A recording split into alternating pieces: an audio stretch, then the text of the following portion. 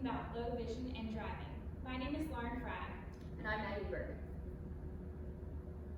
So we'll start off with a fun Kahoot as an introduction just about low vision and driving, which you can look at on your own. Our objectives today are to define what low vision is and how it affects driving, understand the visual requirements to drive in North Carolina, understand the impact of driving cessation on older adults, understand the connection between driving for older adults with low vision and occupational therapy, and then discuss the interventions to keep older adults with low vision safe while they are driving. What is low vision?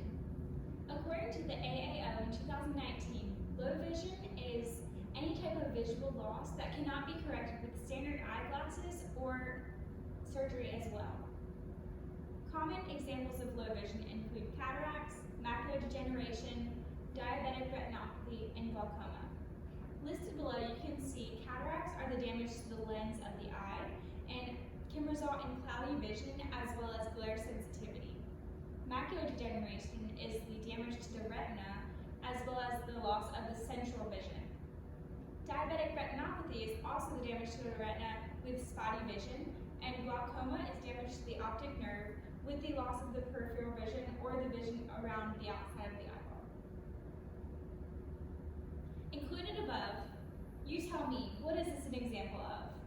The top left is loss of the central vision, so that would be, good job. Top right is the loss of the peripheral vision, so that would be, and then the bottom left, yes, cataracts, good job. Bottom right, diabetic retinopathy. So there's many visual skills that are needed while an individual is driving, and that includes visual acuity, which is the clarity of vision, the visual field, which is pictured over here and is the area of vision that you can see in your periphery when looking centrally. Contrast sensitivity is the ability to distinguish an object from its background. Visual processing speed is the amount of time that an individual needs to make a correct judgment about a visual stimulus. Divided attention is the ability to attend to two or more tasks at the same time. And oculomotor control is the ability of the eye to move in various directions. Listed, you can see the visual requirements in order to obtain a license in North Carolina. This is different state to state, and you can see at the top left for the visual acuity, the requirements for each eye without correction as well as with correction, with a 20/40 for without correction as well as both eyes with correction. Color vision requirement is not included, as well as the type of road test you can see listed below. With the licensure renewal policies, you can see that the standard length of the license validation is 5 years. There is a great need for education as far as older adults with low vision who still wish to drive.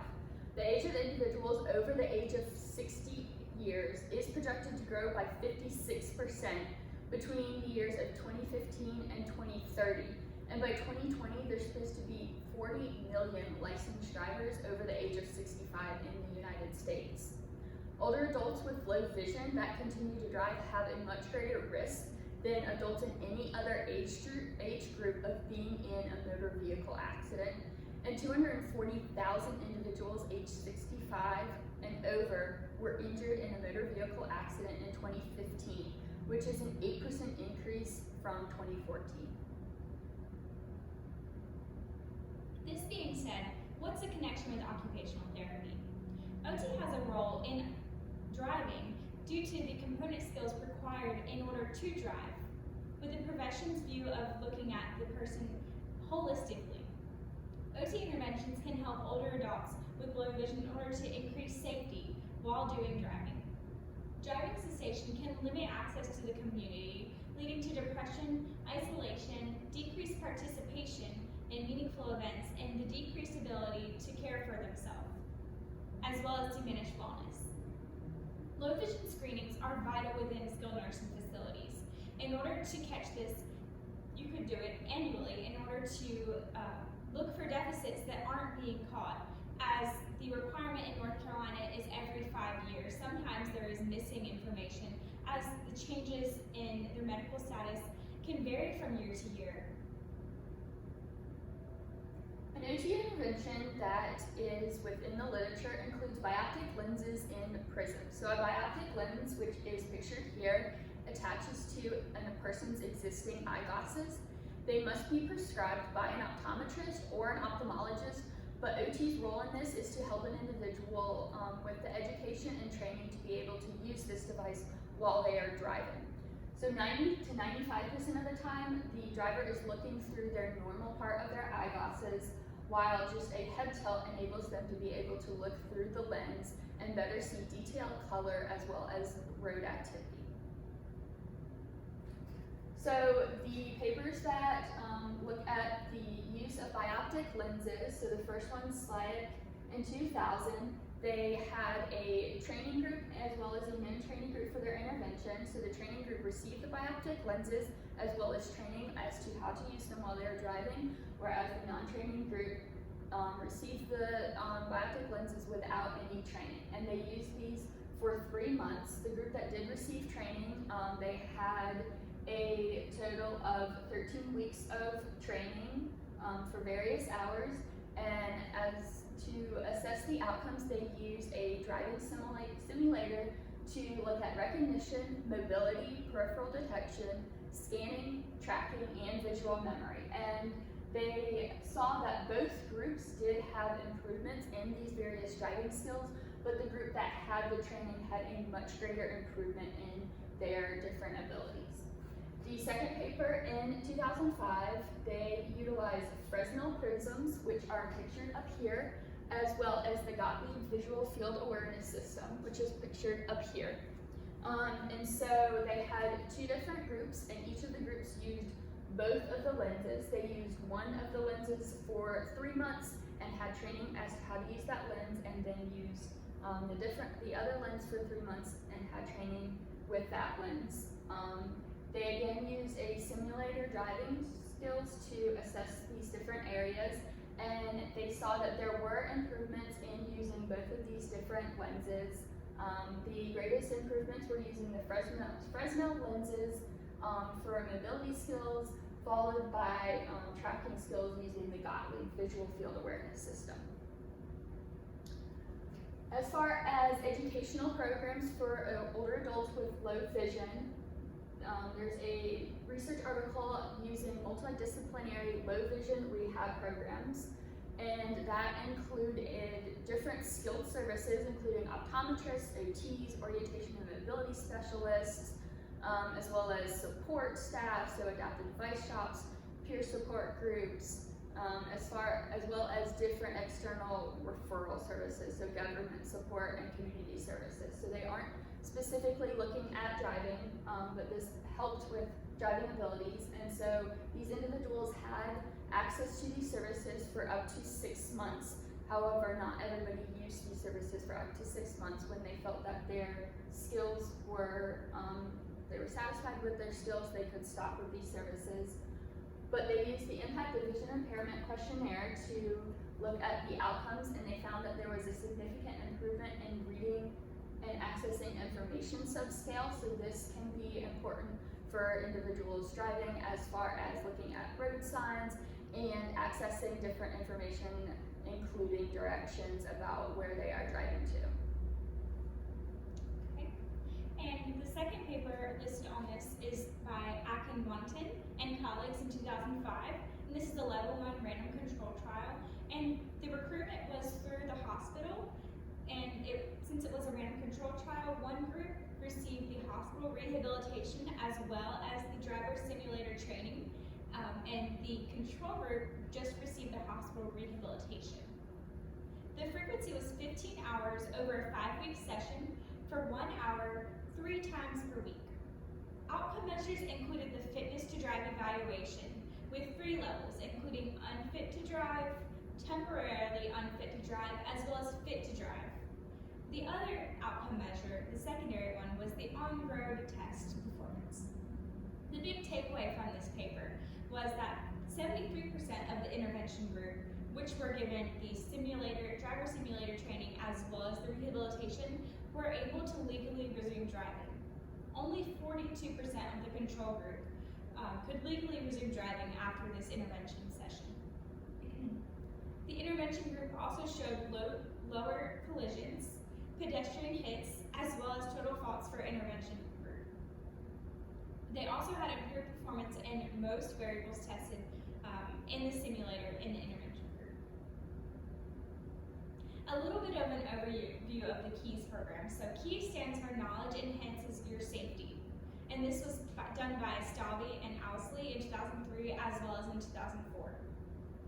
This curriculum was developed for older drivers who maintain driving privileges while coping with visual limitations that increase a risk of a car accident. The goal of this article was to promote safe driving through awareness of their vision impairments, as well as adopting self-regulatory strategies. The frameworks that this was based upon was the social cognitive theory, the health belief and trans-theoretical models, as well as the principles of self-regulation and regulatory self-efficacy. The KEYS program was an educational program that was given 2 times, and in the papers I will explain later, it was a longer follow-up period. So if you look at the top by Owsley and colleagues in 2004, this used a control group with usual care and an intervention group, which was usual care plus the KEYS program. This was over 24 months. So again, it was the 2 intervention sessions, and then they followed up every 6 months until 2 years came about. The outcome measures were police reported crashes, average weekly miles traveled, average days, trips, and places driven per week, as well as the driving habits questionnaire, DHQ. The takeaway from this paper was that the intervention group had a decrease in miles, and the intervention group had significantly higher scores on the in driving avoidance, as well as the self-regulation score. Stalvey and Owsley in 2003, you can see that the control group was usual eye care, and the intervention group was the KEYS program and usual eye care, and this was over 6 months. And this was the first paper for the KEYS. And the outcome measures here were driver perceptions and practices and the self-report questionnaire before and after. The takeaway from this paper was the greater level of perceived visual impairment and understanding of impact on driving, the higher number of perceived benefits to self-regulation and hazard avoidance, and the greater readiness to make driving behavioral changes. So in this program, just to give you a little bit more of an overview, it gave some insight to saying, you should not be driving in rainy conditions, you should drive when it's sunny. Instead of driving alone, maybe drive with a driver companion. Avoid noisy areas as well as high traffic areas, and take different routes instead of going on the interstate, things of that nature. So when using visual assessments to screen for visual skills, it's important to do so annually as well as after a change in health status. This can also be done in skilled nursing facilities and outpatient rehab facilities to further understand the visual skills that patients have before treating them. Some skills that you can assess include visual acuity using the Snellen chart or the Lighthouse charts, visual field using the Goldman visual field test, as well as contrast sensitivity measures using the Pelley-Robson chart. The OT driver off-road assessment, or other known as OT DORA, is a great tool in order to use for screening. OT has a role in driving because of the component skills required for this occupation and the profession's view of the look at the entire person. OT DORA serves as a tool to better understand all of these components and gives a step-by-step guide in administration. It includes medication screening, a sensory assessment, a vision assessment, physical assessment, and as well as a cognitive assessment. This gives results so that recommendations can be given for the physician, as well as a referral to a driver's rehab program that can give them the services that they need. It is vital to use these screenings in order to find the people that are at risk for driving issues.